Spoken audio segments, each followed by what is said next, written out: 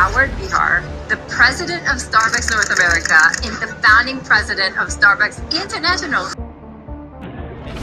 Right, and if you put good things in it, it not only feels. Is Howard Behar, founding president of Starbucks International and author of, what else, The Magic Cup.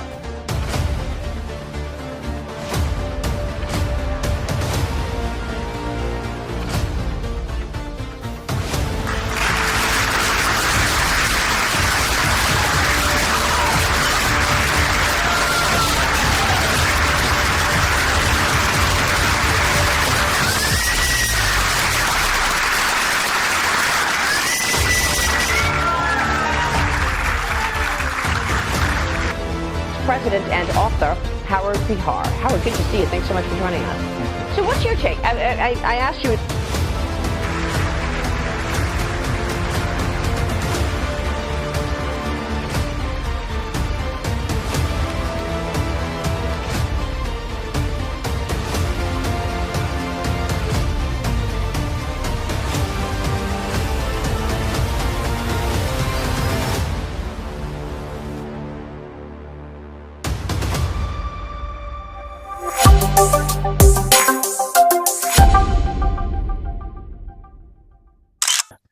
So, hello viewers. Right now, I am in conversation with the ex-president of Starbucks International Coffee, and today in the conversation we are going to delve into his journey, his incredible journey. Because as a president, he has done a lot of incredible, phenomenal things.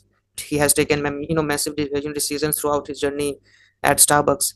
So, the one and only Howard Behar, and he is an best-selling author of "It's Not About the Coffee." You can explore his books and interviews on YouTube. So. And it is, I think, in India, it is your first virtual podcast, right, sir? If I'm not wrong. Our first what? Virtual podcast in India. Oh yeah, my first virtual podcast in India. That's true. Absolutely. And viewers, you are going to learn a lot of incredible and insightful practical tips from Mr. Howard Behar. So thank you so much, sir, first of all, to be on the show. Thank you, sir. Well, thank you very much for having me. I appreciate it. Thank you. So Howard, sir, I would like to know that how did your journey started from zero, and what are the turning points at Starbucks really helped you in shaping your path to success, right? How did my journey begin? You mean from zero, from age zero? Yeah. Well, I'm the son of two immigrants that came to the United States in the early 1900s. My father was actually born in 1895 in Bulgaria, and my mother was born in 1909 in Latvia. They both made their way to Seattle, Washington, northwest corner of the United States. And my father couldn't speak the language and learned how to speak English and opened up a very small mom and pop grocery store in Seattle. And that's how we lived. We never had a lot of money, but we always had food on the table. And my mother helped him operate that store. And that's how I grew up. And so I learned retail from a very early stage in my life because my father spent his whole time in retail. And I went to work not in his store, but in other people's stores, and I learned how to operate a retail store. And that began my journey and my love for consumer goods and for retail. And lo and behold, 44 years later, I ended up at Starbucks in my mid-40s, and it was by accident. I happened to meet somebody that was on the board of Starbucks, at the board of directors of Starbucks, and he said, "We're looking for somebody like you and to be the VP of operations." At that time, it was a very small company. There were only 28 stores, and by the time I retired, there were 15,000 stores. So there was a long journey in between there of different companies and doing different things, but almost all of it was in consumer goods or retail of some kind. So, sir, I would like to know that there are a lot of articles about you has been published on YouTube and actually on websites, and a lot of viewers are eager to know that are you a multi-millionaire as an ex-president at Starbucks, because there are a lot of articles about you that Howard Behar has a net worth of $2 million, $10 million, $1 billion. Yeah, What are your insights on this? I don't know about the money part, but that's not how I evaluate my life. I evaluate my life by my relationships. Exactly, right. And so, I've spent my life, my adult life, trying to convince people that there's another way to lead, and that's called servant leadership. And it basically, servant leadership is this. As a leader, your primary responsibility is to help your people grow as human beings first. Secondly, it's to help your people grow as professionals. And third, it's to help your people achieve their goals in life. And if you do that well, then they want to help you. And so I've been a teacher of servant leadership throughout most of my adult life. And that, I think, was the primary driver of Starbucks' success. Actually, sir, I was about to ask you that what is a leadership, and how do you balance leadership with tough decision making, right? What are your insights? And there is no inherent conflict between treating people well and making money. That is fiction. That matter of fact, you do better by treating people well. And I think you have a great company who is actually our partner in India called Tata. Right. And if there's ever a company that treats people well, they're it. That was the whole basis of that business. And that's Starbucks. So when Starbucks and Tata got together, it was a match made in heaven. It was a perfect match because they're a servant-led company, and so were we. Right. And Tata has a lot of respect in India, sir, because in every home, like there, he is like a celebrity, Mr. Ratan Tata. I'm talking about. He's a great man. So wonderful. So that's Starbucks success is because of that, is because of how you treat people well. And so this idea that you have to beat people up or that you grow the company on the backs of people instead of with people is fiction. You're successful because you help your people be successful. Exactly, sir. You're completely right. Sir, I'd like to ask that what was the toughest conflict you resolved at Starbucks, and actually the another question is how to resolve conflicts in any organization or in any profession. Well, I think the way you solve conflicts in every organization is have open, honest dialogue. Be an authentic person and be a vulnerable person. You don't hide things, you tell the truth, and that's how you solve conflict, by having open, honest conversation. Doesn't mean that you won't disagree, right? There always are disagreements. In any relationship, there's a disagreement. You solve conflicts in the business world just same way you solve conflicts at home, with respect and dignity. And you listen. That's why God gave us 2 ears and only one mouth. So we listen more than we talk. Right. That is perfect thing you have mentioned. And actually, I have hosted Mr. Marshall Goldsmith, who is considered as a world's #1 CEO coach. If you know, right? You know him or not? I know who he is. Yes. Yeah. Yes. And he also mentioned the same thing you mentioned right now, that God has given us 2 years and 1 month, because we should listen and then we should respond. But a lot of people first they prefer to respond then listen. So you have given very practical example. Yes, it's true, because they believe what they have to say is more important than what the other people have to say. And that is never the truth. It doesn't mean that what you have to say isn't important. It's just that when you respect others and you treat others with respect and dignity, and you truly listen, not just with your ears, but with your eyes and with these little antennae that are hidden in our head, then people respect that because they know that you care about them. There's an old saying that people don't care how much you know, they want to know how much you care. And that's an absolute truth. Right. And you show that you care by listening. That is very practical. You have just elaborated, because there are a lot of coaches I have met. They actually does not explain the way you have explained, because respect and with dignity we should resolve conflicts everywhere in any organization, even at our homes, right? So, sir, I would like to ask you that what is the one lesson for every aspiring leader you would like to give, right? What is the one lesson for leaders? To figure out who you are as a human being, what your core values are. In other words, what matters to you and how you're going to live out those core values. What's your mission in life? And they need to be written down. So you can go on the internet and you can find a list of 300 words that represent human values. And your job is to get it down to 8 to 10 core values. It doesn't mean that there aren't 50 or 100 more words that might describe you in some way. But the idea is to get it down to 8 to 10 core values. These are the things, no matter what, this is how you're going to live your life. So my first core value is honesty, right? And that means that I don't lie.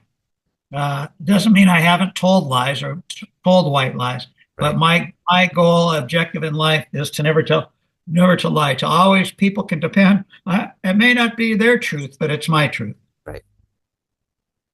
That is So you have to you have to write them down, because if you don't know who you are as a human being, then how can you help anybody else be all they can be?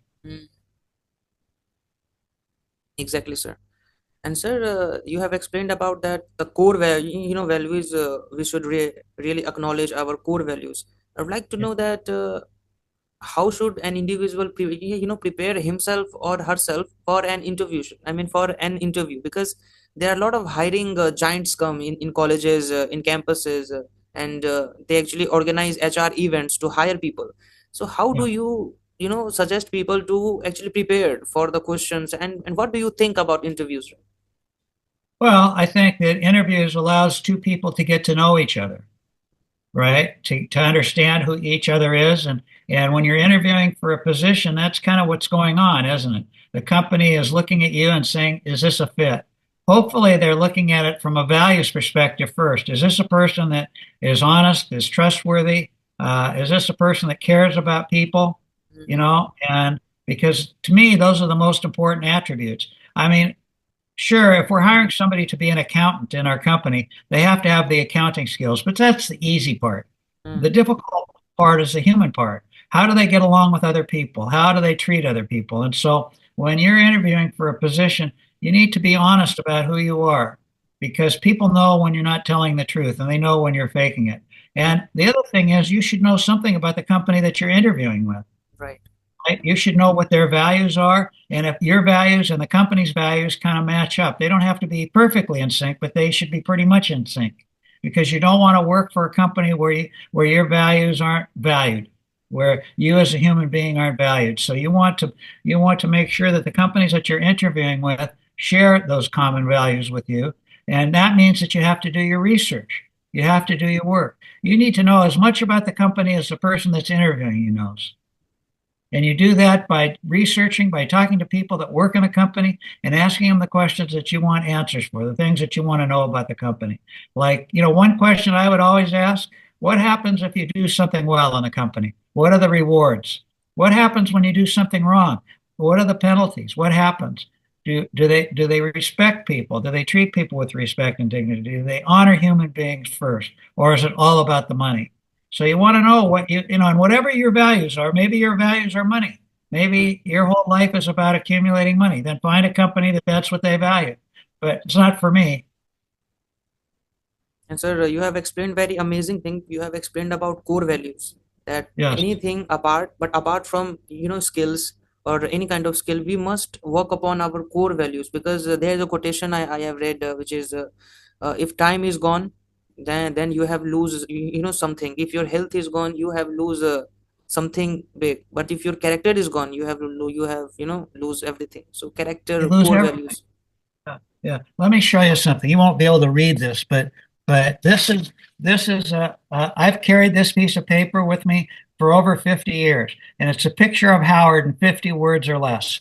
On it, it has my mission statement, it has my core values, and then how I do everything. So my mission statement is, every day I want to live my life nurturing and inspiring the human spirit, beginning with myself first and then for others. What I've learned is, after living as long as I have, if I'm not okay with me, then it's very difficult to help somebody else. And then I have my core values and what I call my 6 Ps, how I do everything in my life. And so I have a map for how I want to live my life, and I follow that map. And sir, I'm how intentional. I believe that you want to live your life with intention, right? There's another old saying, if you don't know where you're going, any path will get you there. And so I think it pays to live your life with intention. And the most important intentions are the values that you hold dear, who you are as a human being. right, exactly, sir. So sir, how do you suggest people or viewers to prepare a master plan, to prepare a vision board, like you have prepared from throughout Yeah, well, it takes time. You have to work at it. What is it you want when you are my age? I'm 80 years old. You want to look back at your life and you want to say, I lived my life according to the things that I believe that were important. Was I perfect? No, but I did a pretty good job. And that's what you want to be able to do. So that means that you got to write things down, right. because if you don't write them down, then they're just wishes, hopes, and dreams. So You want to write them down and make them come reality. And then you want to have a plan. You want to set out some goals for yourself, personal growth goals, spiritual goals, material goals, education goals, family goals, if you're married, marriage goals. You want to have some goals for your life, and not for, 1, 3, and 5 year plan. And then you live your life according to your values, according to your mission statement, and according to the goals that you've set for yourself.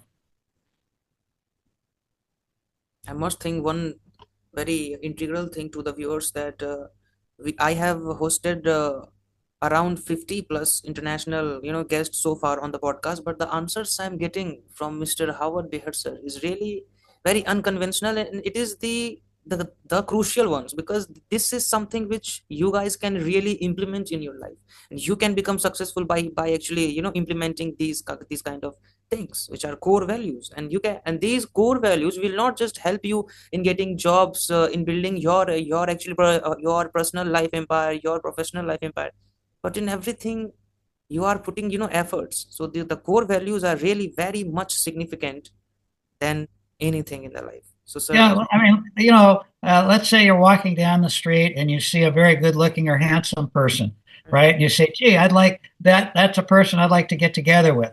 But it's not their looks that matter. It's who they are as a person that matters. And that takes time to discover.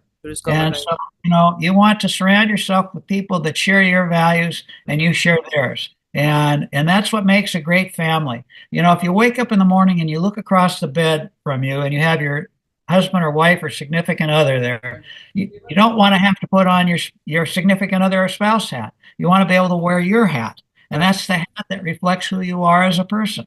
And so it's really important in life. If you want to have a fulfilling life, that's a life where you experience all that humanity has to offer: joy, disappointment, pain, sorrow, excitement, success, failure. Then you want to know who you are and where you're going. Exactly, sir. And sir, I would like to know that as a leader, and you have been in a very great position in a company of Starbucks. So how do you stay motivated and faced with the difficult challenges or actually slow progress? Because if somebody has a slow progress, or he is facing difficulties, but he wants to be motivated at the same time in his or her duty. So I mean, what would be your insights on being motivated always, right? Well, for me, it's always finding that complex connection between myself and those people that I serve.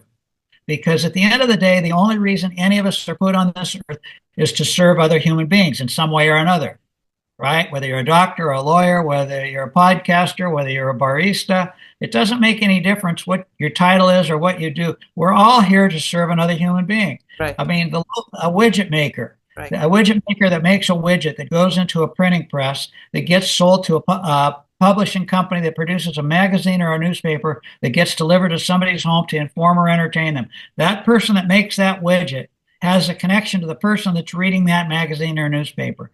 And what keeps us going, what keeps us on track, is the realization and the understanding and the focus on serving others in the best way that we can, no matter what you do. Right. That is the practical advice I have ever got, because we are here to serve others, right? That is right. Mentioned, sir. Sir, I'd like to know that what is the difference between growth mindset and fixed mindset, according to you? A growth mindset and a fixed mindset? Well, growth mindset means that you're always trying to improve. You're first trying to improve yourself by gaining new skills, gaining new understanding, by listening to others, by being open to the things that make you uncomfortable. Because not everything comes our way or that helps us grow makes us feel comfortable. Right. And we have to be able to get out of what we call our comfort zone, the place where we feel, safe. Because sometimes you have to force yourself to take on new challenges that make you feel uncomfortable, but that actually help you grow, right? And so that is one of the keys of life, is always forcing yourself out of your comfort zone and trying to grow as number one, I think, as a human being. I think the most important skills you need to develop are the human skills. The rest, then the other skills are important too, the professional skills that you may want to develop, or maybe you're learning to play the piano. Well, it takes lots of practice, right, and it can make you uncomfortable. Or you're learning, new accounting skills, or if you're an architect, new architecture skills, and they may make you uncomfortable. But that's what helps you grow. But the Right. most important skills you need to grow with are the human skills, and they're the most difficult. Mm. And sir, you have mentioned about human skill. So, what is people skill and human skill? Are these interrelated, or it Yeah, is? they're the same. Human people, I use them interchangeably. They're the same. The skills that allow you to function healthily inside of a community or inside of an organization. They're the same kind of skills that create healthy families. They're the same kind of skills that create healthy workplaces. And sir, how do what are your insights on what are the leadership qualities? I mean, what are the qualities that actually really a leader should incorporate in his style of leadership, right, in any organization? I think two of the most important ones are these. Authenticity. Mm. That means that you don't lie. Means that people can, when you say something, they can depend on you, and that you always tell your truth, and that you're a real person and you don't hide.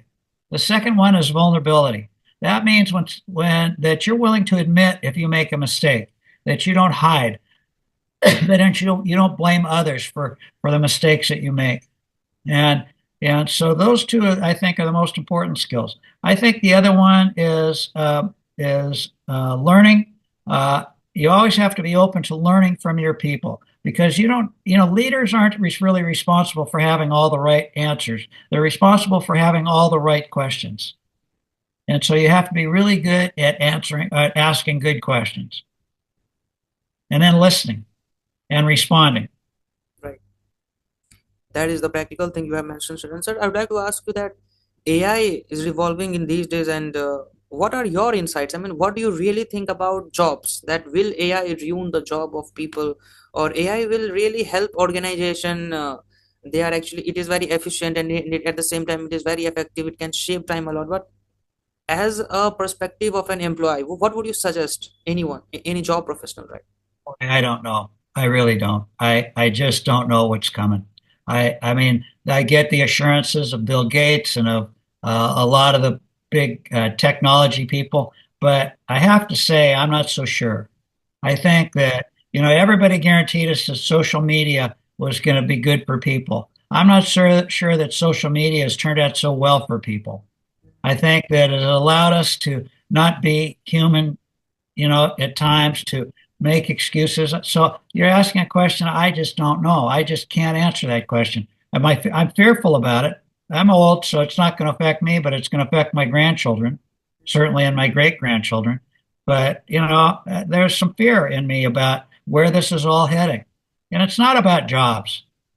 I mean, we'll find our way through the job issue. It's more about human value issue of how we're going to treat each other. And social media has allowed people to not treat people very kindly. Right. They're able to lie. They're able to insult people. They're able to do things that are not good, and without any accountability. That And is so true. I'm concerned about it, and I don't know where the world is headed.